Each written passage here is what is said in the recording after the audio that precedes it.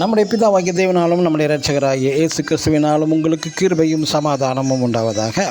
கிறிஸ்து இயேசுவுக்குள் அன்பான சகோதர சகோதரிகளை, இன்று நாம் தியானத்துக்கு எடுத்துக்கொள்ள இருக்கிறதான வேத வசனம் யோவான் எழுதின சுவிசேஷம் 13ஆம் அதிகாரம் 34ஆம் வசனம். நான் உங்களில் அன்பாய் இருந்தது போல நீங்களும் ஒருவரில் ஒருவர் அன்பாய் இருங்கள். ஆமென். நம்ம ஆண்டவருடைய அன்பு எப்படிப்பட்டது? உலகின் முதல் அடிக்கப்பட்ட ஆட்டுக்குட்டி என்பது எது?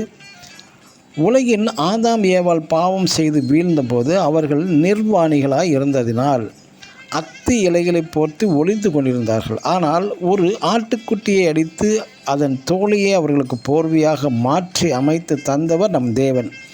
அப்படிப்பட்ட ஒரு தெய்வீக அன்பு, ஒரு மாயமற்ற அன்பு, ஒரு தியாகமான ஒரு அன்பு அவருடைய அன்பு. ஒரு கிராமத்தில் புத்திசாலி நிறைந்த மக்கள் அங்கு உள்ள கடையில் பொருட்கள் வாங்கும்போது பணம் மட்டும் நாளை தருகிறேன் என்று சென்று விடுவார்களாம்.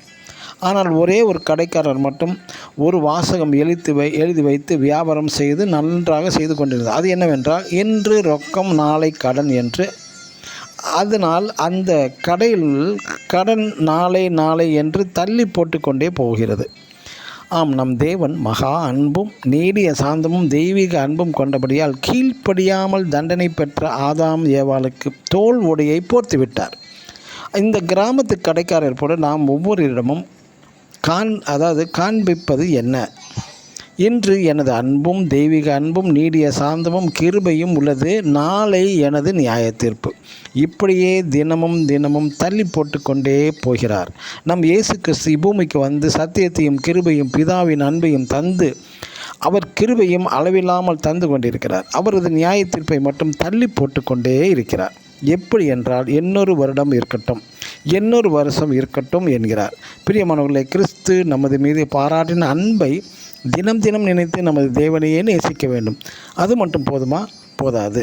நான் உங்களில் அன்பாய் இருந்தது போல் நீங்களும் ஒருவரில் ஒருவர் அன்பாய் இருங்கள் என்ற புதிய கட்டளையை நமக்கு தருகிறார். ஆம், இது கிருபையின் காலம். இன்றைய இரட்சணினால் மனம் திரும்பி சத்தியத்தை ஏற்றுக்கொண்டு தேவ அன்பினால் ஒருவரில் ஒருவர் அன்பு கூற கடவோம். ஆமேன். God bless you.